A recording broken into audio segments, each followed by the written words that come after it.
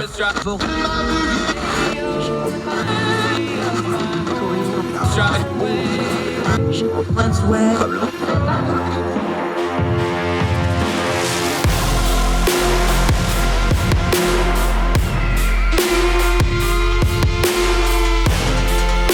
host, Andrew Donaldson. This is Heard Tell. Welcome back to Heard Tell. I'm Andrew Donaldson. Thank you for giving us the most important thing. You have your time. We never want to waste it. We always try to do what we say we're going to do, turn down the noise of the news cycle. We need to do this with this January 6th committee story. The committee has voted 9-0 to subpoena former President Trump himself and materials related to January 6th. There's a lot of ways we could cover this, but we're going to cover it exactly the way we've covered this committee since the beginning. We're going to cover this the way we've covered this committee since the beginning. We go to turning down the noise. We don't listen to words. We watch actions. We judge by actions. If you want me to take you seriously, if you want me to believe you're trying to attain a certain goal, your actions will tell me you're taking it seriously, and your actions will tell me you're trying to attain that goal. My beef with this January 6th Select Committee has been their actions have never matched their rhetoric as to what they say they want to accomplish. They have subpoenaed former President Donald Trump now at the end, during what is the end of probably their last public hearing and right before the election season, which is probably going to give control of Congress to the Republicans, and this committee will be disbanded in short order. In other words, the thing that they should have done first, they held to the last because it was the biggest, most traumatic thing they could do. If you're seriously going to investigate Donald Trump and you knew what was involved with Donald Trump, and yes, they've uncovered some particulars here, and yes, they've uncovered some important information, and yes, they've put that in the public consciousness, but the entire point of this was Donald J. Trump, former president of the United States, and his conduct before, during, and after January the 6th. You should have subpoenaed him first. The reason they didn't do that, you can guess at, but we have a couple reasons. The reason you needed to do it first was because it was going to get drawn out in court. We've already seen this with the subpoenas with other high-profile people like Steve Bannon and others. This committee does not have the power to enforce those subpoenas. They have to go to court. The court then enforces them. It's a long, drawn-out legal process because they have to be held in contempt of court. Then the court can force them to apply. And then once they actually comply, by the way, they can just sit there and take the fifth and not say a blessed thing. So it's a little bit all for show. But they know that process takes a very long time. There is zero chance that Donald Trump answers a subpoena. He will run out the clock. He will go to court.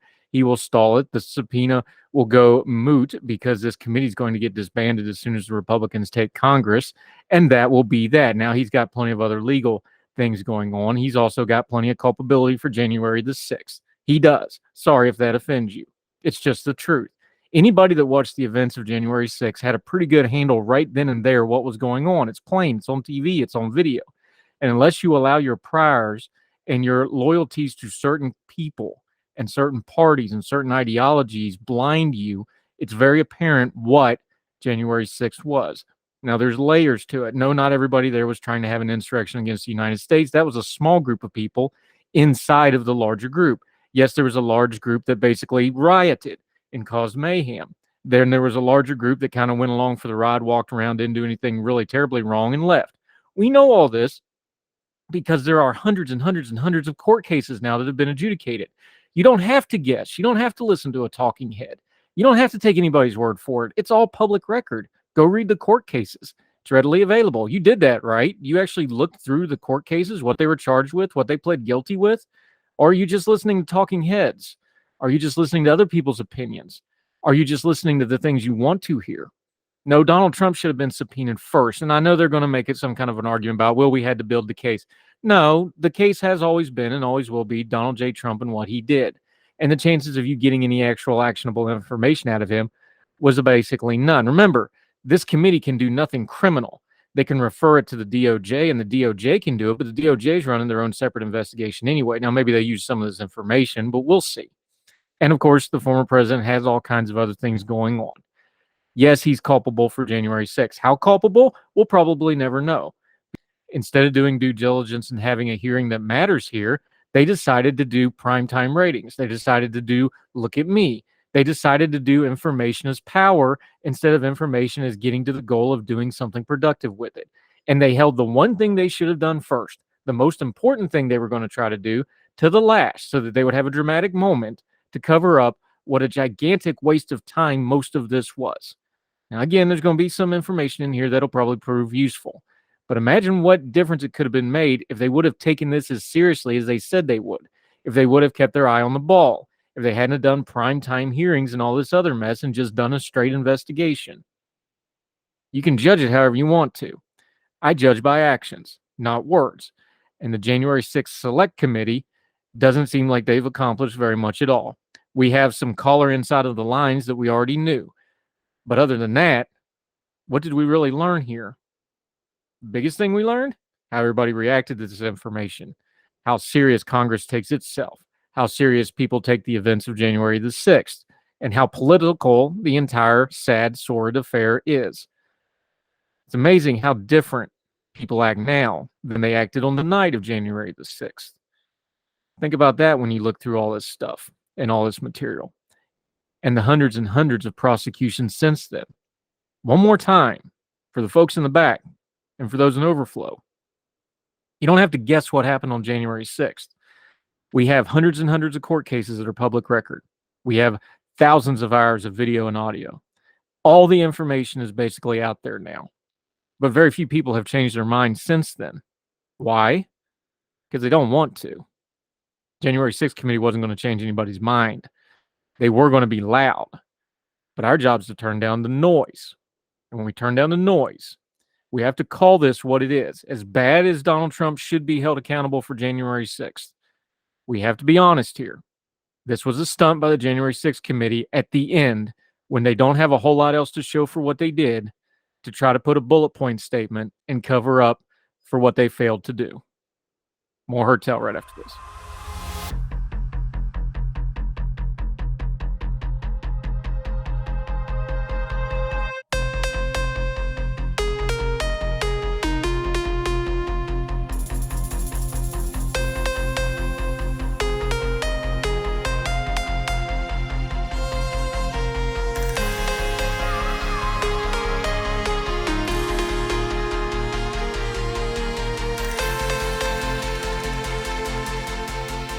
Back to Hertel. Let's go out to LA. This story is ugly.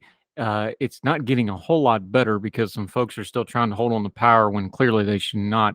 There was a recording from last year of 3 members of the LA City Council. The recording had a lot of racist language, prejudices, other words that should not be said. This recording has gotten out. Now there's a big debate going on who leaked it and why. We'll set that aside for a minute. But of the 3 city council members involved here, one of them has now resigned. There's immense pressure on the other 2 to also resign. You can read through this story. We're going to link to it, the words. I'm going to read you the opinion piece from LZ Granderson, of course, who's written opinion for the Los Angeles Times for quite a while, along with writing nationally. Just going to let him speak on it.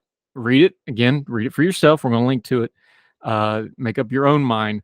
But he raises some very important things that will challenge us. I don't agree with necessarily all of his points here, but I think it's a good perspective to dig into the story, and then you can read it for yourself. This is LG Granderson, written on October the 11th. So, reading from the piece, this is the room where it happens. Not nearly as attractive as Aaron Burr described it in Hamilton. In fact, judging from the leaked audio from 2021 meetings among Los Angeles City Council members Gil Cedillo, Kevin De Leon, and Nuri Martinez, the room where it happens is probably the ugliest place in politics. But it can also be revealing. Here's where things get really uncomfortable. The meeting was about power. The offensive language displays these politicians' thoughts about who they want to take power from. It was Martinez who called Assange's, and I'm probably mispronouncing this, I apologize, quote, ugly, referred to her out-gay colleague, Mike Bonin, as the B word, and described Bonin's black son as, quote, a monkey. And yet the facts that those comments went unchallenged says a lot about everyone else in the room. It's hard to imagine her saying these things unless Cedillo and De Leon provided the environment in which such sentiments seemed okay. Martinez resigned as president of the council on Monday and took a leave of absence. She since resigned outright, by the way. Back to the piece. All 3 council members are under pressure to resign from office. While the offensiveness of the conversation commands the headlines, the reason the group met in the first place warrants more attention. They had gathered the Los Angeles County Federation of Labor with Ron Herrera, who was president of the Federation until he resigned this week. Most of the conversation was about the maps proposed by the city's redistricting commission and need to protect heavily Latino districts from losing economic assets in a once-a-decade process. Let's pause here for just a second. This is why we talk about city councils being really important. Now, obviously, LA is one of our biggest cities, so it's a little different beast. These things like zoning, these things like redistricting, we talk about gerrymandering. Remember, one man's gerrymandering is another man's redistricting. These things matter a great deal. You better pay attention to your city councils, or if you live rurally, your county commissions or whatever body you have where you live. It's all about power and money, even on a local, smaller scale, not just federal. Important lesson to learn here. Back to LZ Granderson's piece. What kind of districts are you trying to create? Martinez said in frustration. Because you're taking away our assets, you're just going to create poor Latino districts with nothing. This meeting was about politicians and communities fighting for political power. Democratic leaders, both local and nationally, know this is not a new topic. Martinez, Cedillo, and De Leon are a lot of things, including all Democrats. Anger over inequitable power structures within the party is not unique to them.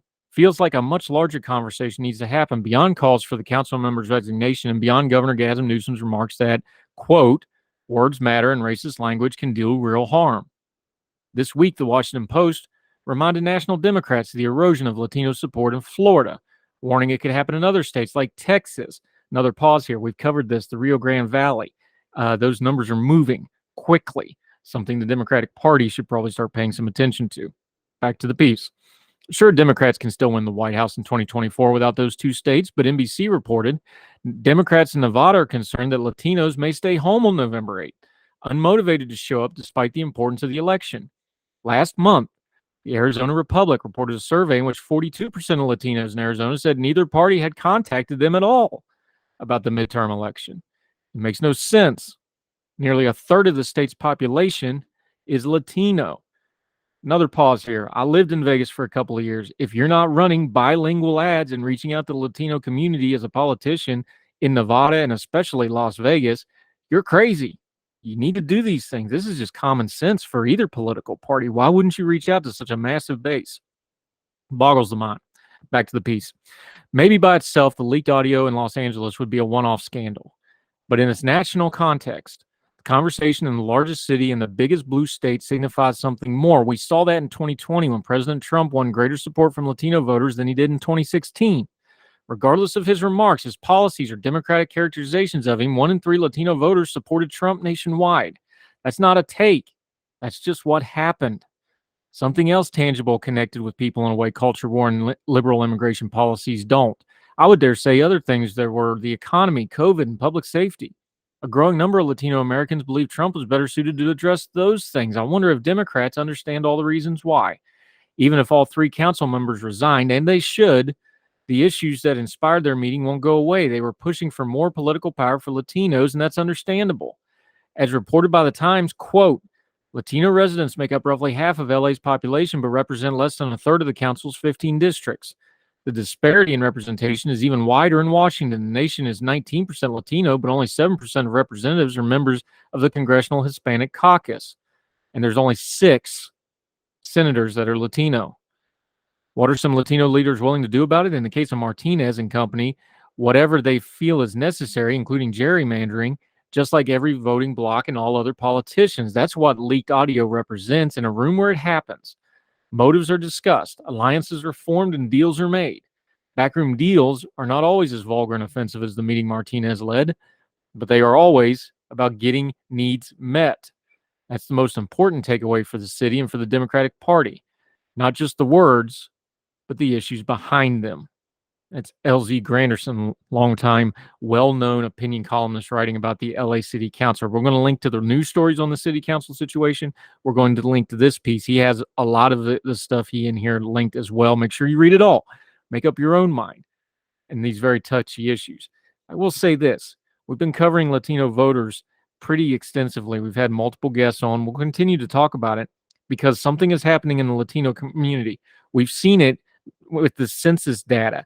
This group of folks is not only growing, they're also diversifying economically.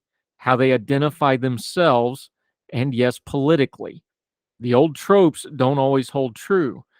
When we had our friend Mark on talking about the Rio Grande Valley, like he said, the Latinos there, they are the middle class, they are the cops, they are the school teachers. They have a different point of view than some other folks have. And if you have a stereotype that doesn't see Latinos in all the different class stratas of the economy and in politics, you're behind the curve. You need to update your priors. You need to get rid of your prejudices. And you need to pay attention to this community as it exists. The same with all other communities of color and of demographics and of economic stratas and races and everything else. These things change. Make sure your opinions and your perspectives and your perceptions change with them. And do it without what these city council members did, with hateful rhetoric, with racist language. Don't answer the problems of the world with hatred and small mindedness. That never helps advance the ball for anything. More Hertel right after this.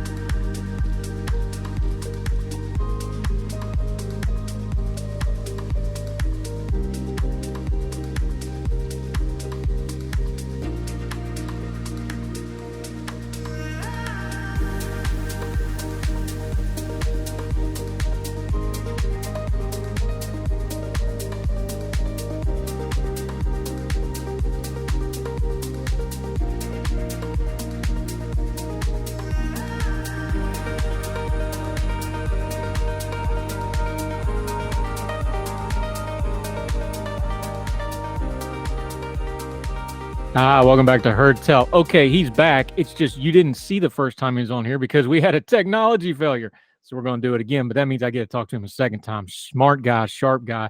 Excited to see him. He's one of these bow tie people too, so that's always exciting to see how he shows up dressed. Ethan Brown, my friend, how are you, sir? I'm good. Thank you for having me again. Yeah, I'm thrilled to have you back. We're going to have you back again, except we're going to mean to this time. You were writing about the Inflation Reduction Act. Look, we're used to these omnibus bills. We're used to they just call it whatever they want to, and then we jam in whatever they wanted to pass anyway, right? We've gotten used to this sort of thing. You took the angle, though, as they were talking about this thing was going to be great for the environment. Now, the environment was what kind of really held up Build Back Better, and then it was kind of a piece of the Build Back Mansion, which turned into the Inflation Reduction Act. So the environmental portion of this has always been contentious. What actually got in this bill, and is it actually going to do anything for the environment? So I think it depends on what your political philosophy is as to whether you might like the environmental provisions or not, because the approach the bill took is just investing a lot of government money into a lot of climate priorities. So you can do the math, do the economics, and see that these investments would have X effect on different clean energy industries, clean transportation, agriculture, etc., and see that there should be a drop in emissions. That said, you could question whether or not that's the right approach. There are obviously other approaches to try to get to the same result. So I tend to come at it from a perspective of, I just want to see this get done. I tend to care a little less about how it gets done. But the thing that I wrote about in my piece about the Inflation Reduction Act, which was in Real Clear Energy about a month ago, is I was concerned that they kept saying that there would be a 40% reduction in carbon emissions, and that's sort of true, but there's a lot more nuance to that statement, and I felt like it was coming off a little misleading. So happy to talk about that more as well. Yeah, and start big picture with it for us, because what happens every time we talk climate, people want to throw a number with it. Now, this isn't unusual because they do the same thing with, funding for roads or school funding or whatever. It feels like sometimes they just pick a number, then they get this data to say whatever number they want, because we all know that statistics can say whatever you want them to say. That 40% number, where does it come from? Does it actually mean anything? Because this one, especially when you start looking into it and how they got the number, this one looks like they pretty much kind of picked this one out of thin air a little bit. So it does come from something. They're saying that there would be a 40% reduction in carbon emissions by 2030 from 2005 levels. And people may not know this, but America's carbon emissions actually peaked in 2005. They've come down about 16% since then. And based on current trends, they were expected to come down another, down to like 26, or I believe 24% by 2030, just based on current policies, current behavior of the free market. So is going from 24% to 40% a big deal? Sure, but it's not all because of the Inflation Reduction Act. We're going back in time to set our initial target, or initial starting point rather, and we are ignoring the fact that emissions have come down since then and would have continued to come down since then. So I would just caution against policymakers taking full credit if we drop emissions by 40%, because even though the Inflation Reduction Act would contribute, it wouldn't do it all by itself. Yeah, Ethan Brown joining us. You said they peaked out. Was that purposeful policy? Was it a little bit of inertia? Was it just technology and innovation kind of catching up as through the due course of events? Give me a little bit of a breakdown of that, because that number is probably going to surprise people, because we've gotten accustomed to climate alarmism as opposed to climate policy discussion, like a lot of things, right? So that seems like a good piece of news somebody should be talking about, but you don't hear anybody talking about it. So break down that number, why we got there, why it peaked out, and why in the world nobody's discussing it, especially people that want and care about that issue. It's a great piece of news. It's something that makes me very excited, and I wish more people knew it. I think that there is certainly a political piece. I don't know how big that piece is, because 2005 was a ways back, but certainly we have seen a lot of other climate bills get done over the course of time. Maybe they're not termed climate bills, but then again, neither was the Inflation Reduction Act. They put inflation as the headline. So there are bills that have been working, taking some small steps toward emissions cuts, but I think a lot of it came on the technology side and on the economic side. The cost of photovoltaic solar has dropped by 85% in the last decade. The cost of onshore wind has dropped by 55% in the last decade. And the cost of batteries for electric vehicles has dropped by 85% in the last decade. Meanwhile, consumption of coal dropped by 58% in the United States from 2005 to 2019. So we're seeing that a lot of these cleaner technologies are just becoming more economically viable on their own. That's a very exciting prospect for someone who cares about the climate or someone who just cares about cheap and reliable energy. So yeah, I think there's a combination of factors at play, but certainly the technological piece has been one of the more exciting ones in my view. Yeah, Ethan Brown joining us. That's the technology piece. We're talking about the political piece. Let's talk about the emotional piece. You talked about it in your piece in Real Clear Energy. Again, we're going to link to it. Make sure you read the whole thing yourself. He's got a bunch of links in here too. So read the links, because he actually backs a lot of this up with data. And there's a lot of good perspective in here. Read it, make up your own mind. You talk about the emotional part of this. This is a very emotional issue, probably too emotional for most people. People come at it emotionally before they get to the data, before they get to the science, before they get to the policy arguments of it. Talk about something like saying, well, we're going to do this 40% by 2030. Of course, for years and years, everything was 2020. We're past 2020 now. They pick a date, they pick a percentage, and then it's like, oh, we're going to do this. But does that actually help? Because you talk about things like, if you start going towards alarmism, if you start going towards doom and gloom, there's actual scientific data, not from the climate side, from the psychology side, that people start turning this stuff off and don't want to pay attention to it and don't want to listen to it. If people feel a certain level of fear or guilt about an issue, that can prompt them to act, but once it goes over a certain amount, then it just turns them off completely. I did a dual degree in college with environmental analysis and policy in film and television. Film and TV was in the College of Communication, and that was something that we learned in our very first communication class. So there's a really fine line you have to walk when you're trying to communicate an issue.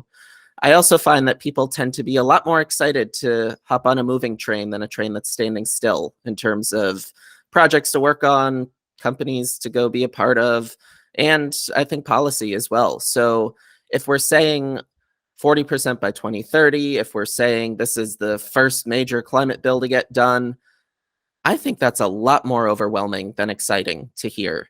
And so I worry that by framing it like the Inflation Reduction Act is step one, it's just going to turn people off. It's going to make people feel like we're too late or what have you. Whereas if we're talking about we've been making progress for decades and this is the latest step, then I think people might be a lot more excited.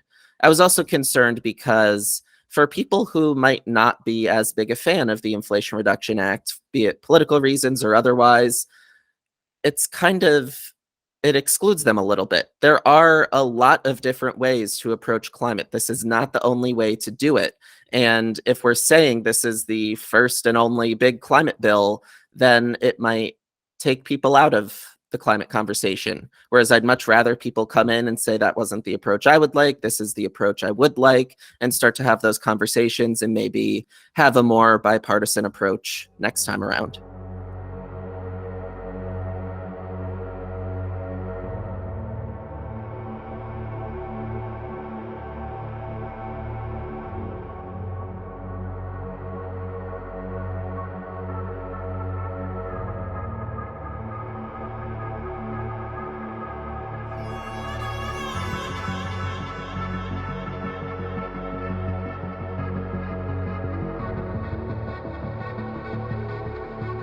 Yeah, Ethan Brown joining us. This is fascinating because we learned this during COVID. It became readily apparent that scientists don't know how to talk to the general public. They speak two different languages.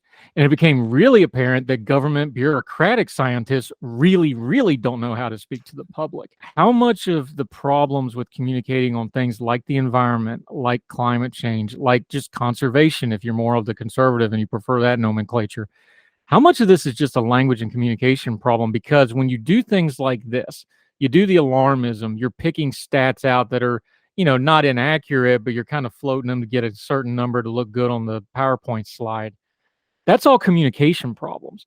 That builds distrust. That builds people not wanting to listen. That builds, like you said, with the alarmism, people wanting to turn it off. How much of this is a communication problem before you even get to the policy parts of it? There's a huge communication problem, and I would not put it all on scientists. I think there's been issues from politicians, from journalists, from even folks in the climate communication world that I'm in. And it's challenging because this is a very serious issue. There are high stakes here. We're looking at a lot of important ecosystems on our planet. We're looking at extreme weather events. We saw September have some really bad hurricanes, some storm surges, a historic heat wave here in California. So there's a lot of high stakes here. And I think that can kind of ramp up some of the pressure to just feel alarmed. At the same time, we're not all going extinct on Thursday. We know that there are ways to address this issue, and there are ways to address it that can also improve the economy, improve our health, improve justice, improve national security, kind of take an approach that helps a lot more issues than we care about than just say, throw everything out. We need to get the climate done. We can kind of do everything. So I think there's a lot to be concerned about, but also a lot to be excited about. And when I'm communicating, I try to put an emphasis on those solution options just as much as I do on the problems. I hope that more people can do that because ultimately I think that's where we might get more engagement and more productive conversations. Yeah, Ethan Brown joining us. You give an example of how not to communicate this stuff. Now, to be fair here, every politician has done this, but in this particular case, it was President Biden saying, this is a quote, every single Republican, every single one voted against tackling the climate crisis. And you said this is, of course, false because there's only two options: no climate action or the Inflation Reduction Act. We just saw it this week with the continuing resolution for national funding. And if you voted against that, then you voted against disaster relief for the hurricane we just had. We've done this with the military for decades. If you don't vote for this massive bloated DOD bill, you hate the troops. If you don't vote for school funding, you hate the kids, on and on and on. We see this tactic all the time. But we already mentioned it. When you're talking about something that a lot of people are skeptical of, whatever you think, there's just skepticism about the climate and climate change. And there's a lot of just things folks don't understand, and a lot the science don't understand either. When you start putting black and white stuff like that, that is not helpful. It's not. And to your point, it is a complicated topic to wrap our heads around. It's something that is challenging for scientists to communicate to the public, and very often scientists don't know what the public doesn't know. Climate change is absolutely climate science is a new field of science, but that doesn't mean that we're not certain about a certain number of things. We can see exactly how the greenhouse effect works down to the carbon dioxide atoms, where when infrared radiation hits it, the oxygen atom in the middle wobbles and the carbon atoms that creates some energy, and then those atoms bump into each other and contain energy, and then we see a warming effect on the planet, and we can see how that plays out in various natural disasters.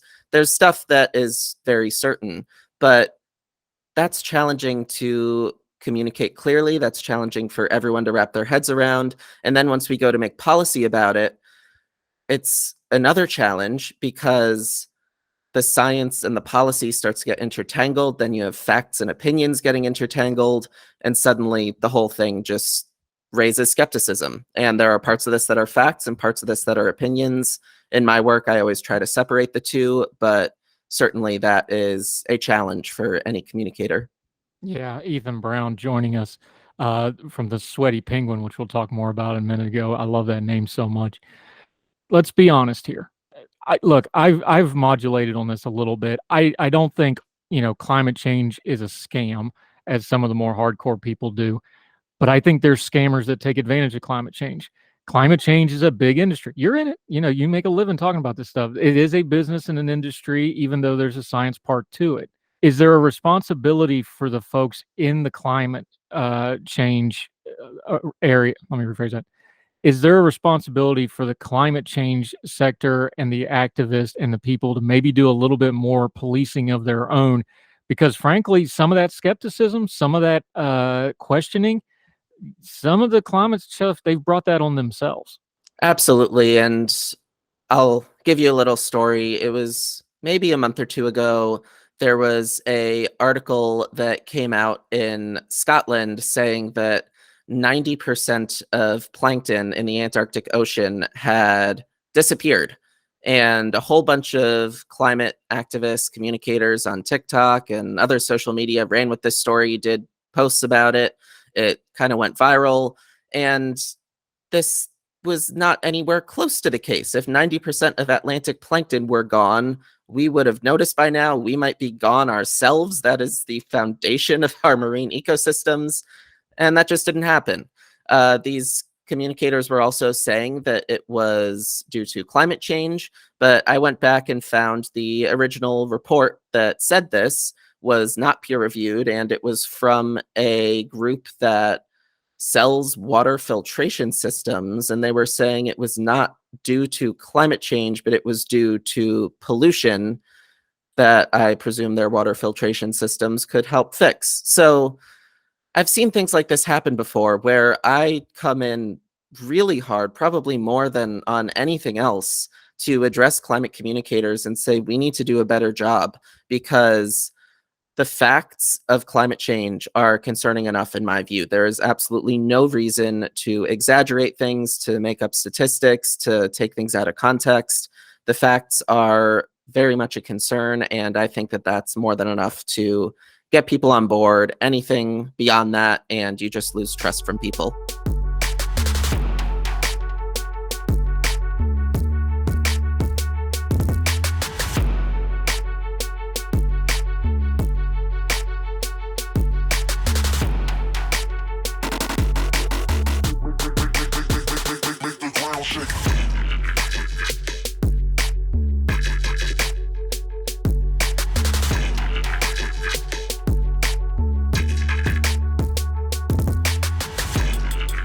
Yeah, Ethan Brown joining us. Okay, but there's people that'll still contest that. People can have honest opinions on this thing. Isn't a good way to do this, and I think this is something that we're having trouble with in media and politics and everything. We want to nationalize everything. We can't really do anything about the Inflation Reduction Act other than talk about it. We can't really do anything about, a big conference in Switzerland where everybody has to take their private jets to it and have a big meeting about the environment, right? Should we be spending more time and effort? And by we, I mean everybody involved, because if you talk to a conservative and you talk conservation where they live, they're going to be open to that. And the environmental and climate change folks, should they be talking a little more about local things, local level, municipal level, state level, things people can actually do, like going out and cleaning up their communities, like going out and working, some forestry volunteer stuff, just some basic stuff of taking care of the environment as it's traditionally labeled, the nature, outdoors, things like this. I think sometimes we get into the big picture stuff. We lose that there's a lot of that, and that would probably be an easier way to get into these things, and then you can discuss the bigger picture things. Is there an effort to kind of do that? Is that something that you see as well as lacking here? I've definitely seen the environmental movement start to take steps in that direction. And I think I agree with you. That's a very good thing. It's a lot easier to care about something in your community than to think about globally something going on the other side of the world and how our actions here can impact that. So, yeah, the environmental movement, I believe, is starting to see that and starting to make some steps toward that. What I would hope that they do in doing that, which this I'm not sure is happening, there seems to be this idea of fighting for a cause and beating the opposition, and that's just silly to me. Everyone should care that they have clean air, clean water, and a healthy environment. I don't think anyone does not want that. And so that means you can bring anyone in on any of these issues, specifically local issues where people will see it in their own backyards. So if there's some dispute going on where a environmental group is thinking, all right, we just need to get 51% of the population on board, I would really caution against that. I think it's much more productive to get everyone on board, or at least as many people as possible, because then as you move to other issues, everyone's engaged, people are on the same page, and I think a lot more gets done. And then that can even be scaled up nationally when everyone cares and everyone's on board. Yeah, I remember something my dad told me years ago. He's like, winning by one vote isn't winning. That's making half the people mad. So there's some good wisdom there. Okay, Ethan Brown joining us. Let's talk about Sweaty Penguin for a minute. I love this. I love what you're doing, but I'll let you set it up. Tell people what it is. Boy, you got the branding down, so I can, that's done. But tell people that's the sizzle. Tell people about the steak part of it, what you do with Sweaty Penguin. The Sweaty Penguin is my podcast. It is a comedy climate podcast presented by PBS's National Climate Initiative, Peril and Promise.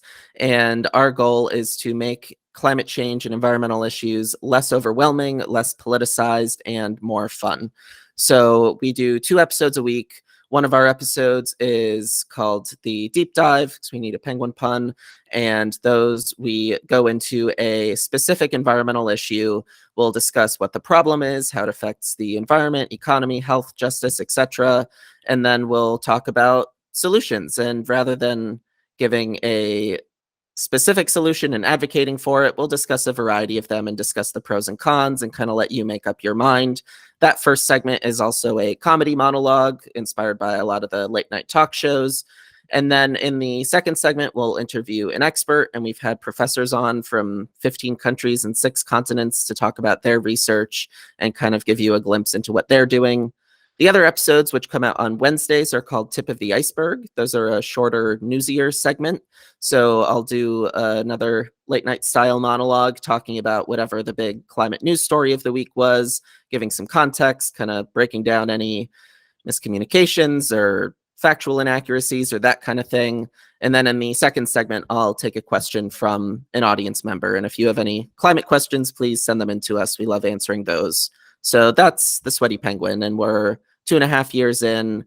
We had our 100th deep dive about a month ago, which was really exciting. So definitely on the up and up here. Yeah, Ethan Brown joining us. I like that you do here. People forget things like, like Rush Limbaugh had the biggest conservative talk show of all time. He did tons of humor. Like, it was ingrained into what he did. late night has gotten more political, but they intro it with humor. Saturday Night Live's always been hit. And how important is it when you have a really heavy topic like the environment? You've got to have some levity in there just to give people, some breathing room for one thing, because otherwise you just wear people out and their eyes start to glaze over. But also to give people kind of an entry point and some levity into a heavy topic. It just kind of humanizes everything, doesn't it? Absolutely. I ran both my high school and college satire publications, and that gave me a lot of insight into how comedy can be used to get people engaged in an issue, introduce people to an issue, bring in a larger audience on an issue. So I always had it in my head to kind of combine climate change and comedy, climate being something really overwhelming and depressing and confusing, and comedy to make it a little more fun. I think people sometimes are confused how the two intersect, but I would encourage you to check out our podcast because I love to write comedy about some of these difficult topics. And I think that it makes it a lot more fun and a lot more interesting to learn about. Hey, if the Onion can file a brief in a Supreme Court case that gets rave reviews from everybody, why can't the Sweaty Penguin go live from the Universal function in Switzerland or wherever those sort of things are? Never know, man. Dream big. You might see what happens, right? That would be cool. Yeah. Ethan Brown, you told us about it. Let folks know where they can find it, where they can follow you, the Sweaty Penguin, the other work and the writing you do. This piece that we've been talking about is in Real Clear Energy. We will link to it. We will also link to the Sweaty Penguin so you can subscribe and download that. But let folks know where they can find it until they see you again back on Her Tell, my friend. Thanks for having me, Andrew. You can find the Sweaty Penguin on anywhere you get your podcasts, as well as thesweatypenguin.com and pbs.org/peril and promise. You can find us on any social media. You can find us on Patreon at patreon.com/thesweatypenguin, where you can get merch, bonus content, and a lot more. You can also submit questions to Tip of the Iceberg. Like I said, we love answering people's questions, and so I hope to hear from you there. And if you want to find me personally, I'm on Twitter at EthanBrown5151. Yep, where he talks about all kinds of interesting things like trying to distinguish what's on his arm. Is it a bug or a piece of chocolate? And I'll let you find that on his Twitter feed for your own. Ethan Brown, good stuff. Enjoy the conversation. We'll have you back because we're going to be talking about this, I think, probably for the rest of our lives, but at least for the foreseeable future. Good stuff, my friend. We'll talk again real soon. Sounds great. Looking forward to it. Appreciate it, sir. Thank you. Now let me see you go off like a bomb.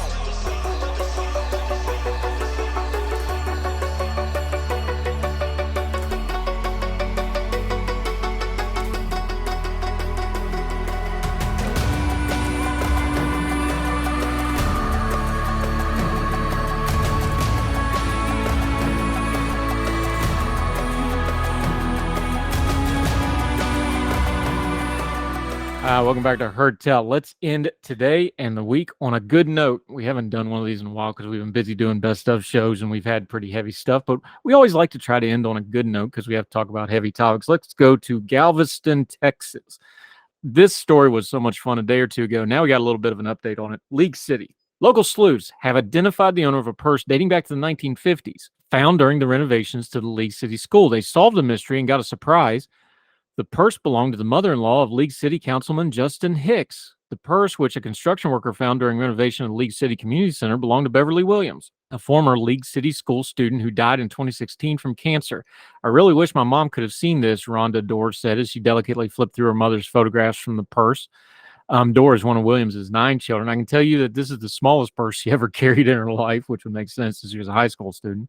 It was hidden under the floorboards of the stage in the gymnasium of the school building. It was found during construction. Williams would have been 14 or 15 years old when it went under the floorboards. As much of a mystery has been solved, no one knows why or whether she had hid it herself or if it just got left there. I looked through some of the photographs and could tell how old some of the photographs were. It just looked so fragile. I just wanted it out of my hands, Armando Rodriguez, the construction worker who found it, said. Based on its contents, the purse probably had been there since about 1959 or more than 60 years. This purse is like a time capsule, Lewis said. The school itself dates back to 1873 when students learned in a one-room cabin first known as the Clear Creek School. By 1912, the new two-story building, the then new two-story building, was built to house more students, but that building was demolished shortly after the second story of the school collapsed in 1938. They seem to always having to be rebuilding this thing, don't they? The League City School building was rebuilt and has been standing since 1938. That's where they found it. And the contents of the purse included a wallet with 16 photographs, a calendar the size of a photograph, 3 pencils, 2 handkerchiefs, and a cuticle nail file and a comb because, of course, it's a purse. Some things never change even since the 50s. The calendar was flipped to April, leading folks to think that's probably when it got left. There was no money. It was more of a picture book with contents inside in the wallet, like personal notes and a civil defense training card. Boy, how times have changed. Civil defense, of course, was mandatory for students in the 50s, was meant to prepare students for the event of natural disaster or nuclear war, because those metal discs were the big deterrent against the bomb if the Russians ever sent it over. School students would participate in duck and cover drills and part of the civil defense training, and then would get a card saying that they knew what to do. It was an amateur genealogist that initially reached out to me, Lewis said. She said she found the family of who the purse belonged to and that they had 9 children. When I finally got one of the daughters on the phone, she immediately wept when asked me about her mother. That daughter was Deborah Hicks, the wife of City League Councilman Justin Hicks, who just months before voted in favor of the renovations at the League City School building that led to the foundation of the purse. Isn't it funny how things work out? It's amazing how this story has really come full circle. Lewis said this: "It really makes you think about the way we store our personal belongings and stories nowadays. Everything's digital. Having discoveries like this in the future will be much less common." Also leads to a story that we're working on to put together about digital rot, how much we're losing of things like photographs and memories and notes and diaries because of the digital age. We're working on that for one of the long form podcasts coming up. But what a great story. We'll link to it from the Galveston News. Cool way to bring it full circle. That'll do it for this edition of Heard Tell.